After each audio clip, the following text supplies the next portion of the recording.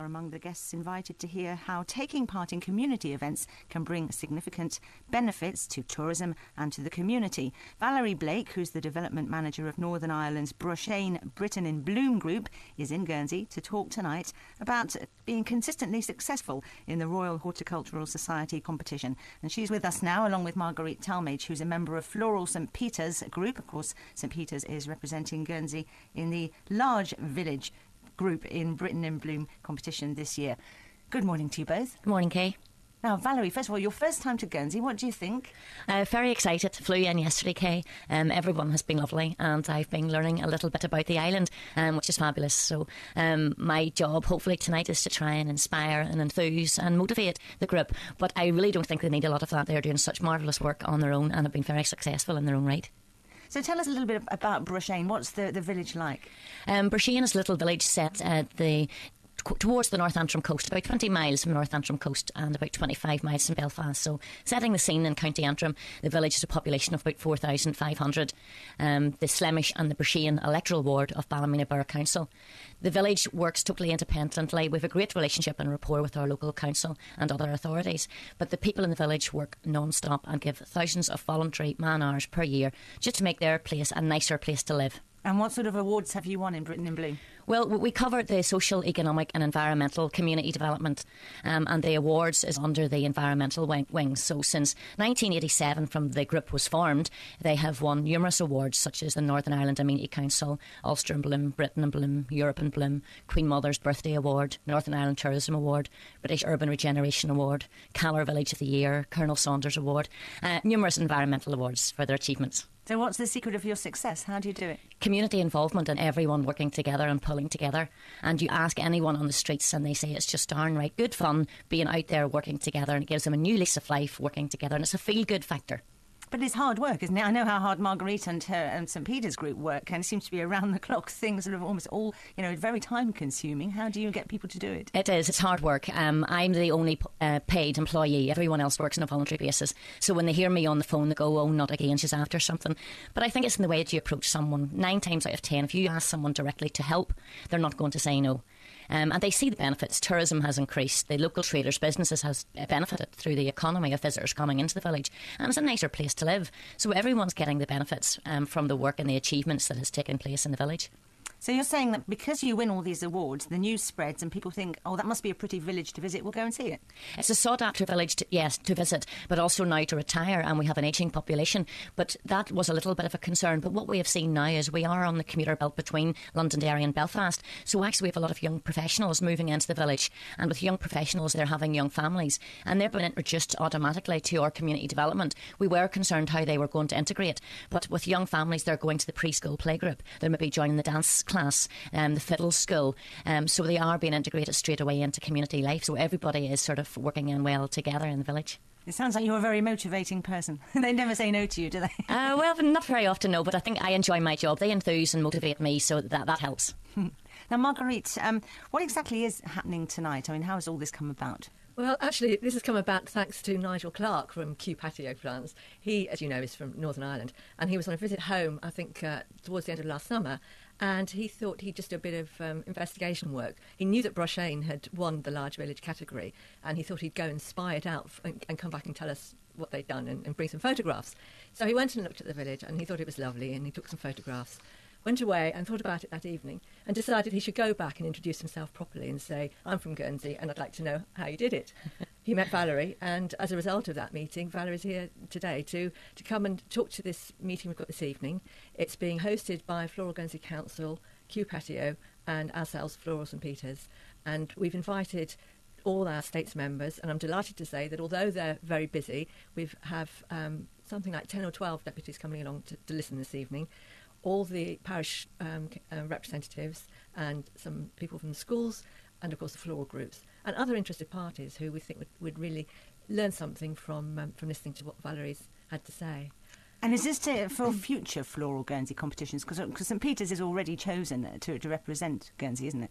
That's right, and we want to obviously pick up some tips from Valerie, but also to help people who are interested in coming into Floral Guernsey initiatives.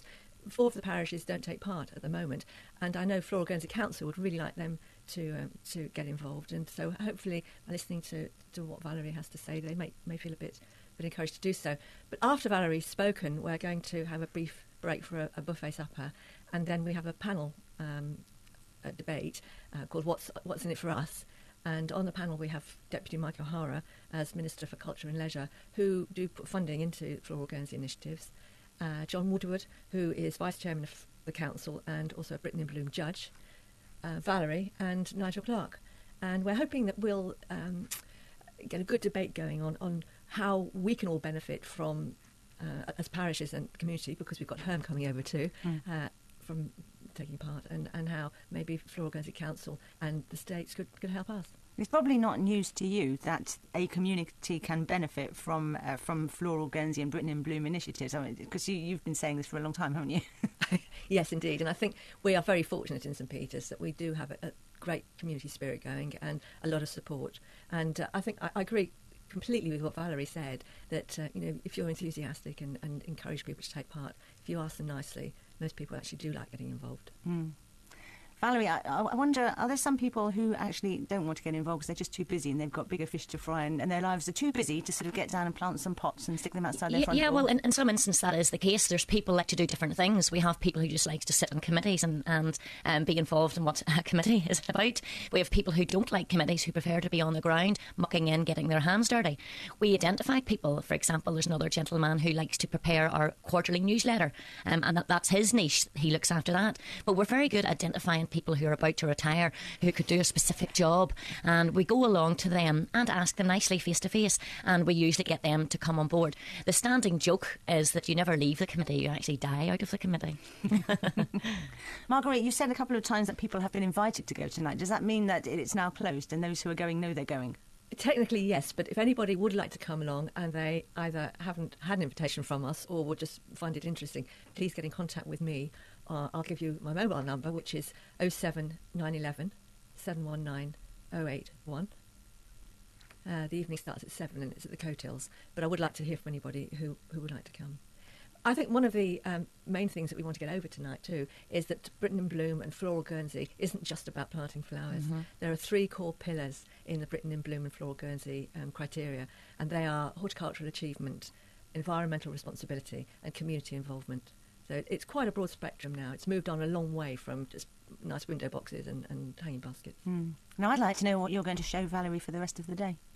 Well, we are going to have a little mini island tour because, as you know, it's her first visit, and then we're going to go and have lunch at the pavilion, and then she's going to have a look at our competition route very kindly and hopefully give me some tips on what we're doing for our competition this year. Well, I'll have a look. And what will you be looking for in particular when you look along that competition route? What will stand out for you? It's just really sort of, we always look back at what our judges say and it's taken on board what the comments they have made. So we learn just from that, basically. So all I can really give to Marguerite is I've shown her our route, the detail we put into that, what's involved, sort of wee tidbits here and there, things to avoid and things you can sort of maybe hide. I let you into a little secret, which I was telling last night, that our public toilets is a place normally you wouldn't really want to take a judge, but we're very proud of our public toilets and we always ask our judges to enter and have a look, but on the morning of a judging tour, one of our toilets maybe was defaced slightly, so we planted one of our volunteers in that toilet, and when the judges came in to see, well, they couldn't see that cubicle because unfortunately someone was using that toilet, albeit they were put there by myself, but it can be fun, yes, and it should be taken lightly, but there also is a serious message that the environment is very important and it's something we want to enjoy for our future generations as well. Right, so that's a secret of something to hide. What about a secret of something to sort of put there and make sure that it's an attention grabber?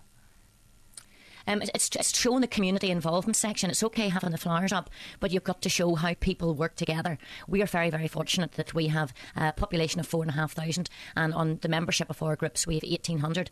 So everyone is involved, and what has been unique to us is that there's very little vandalism. It's not to say there's no vandalism, but really in every household you can't do anything wrong because there's someone's aunt or uncle or granny or granda or niece or cousin is involved in a group. So it's the fear factor. You can't deface anything like that. It's really getting everybody involved, keeping everybody informed, and you must bring the people with you. People are first and foremost, and you can't work with people, and you must always bring them with you. And it's the community spirit we have that gets us through.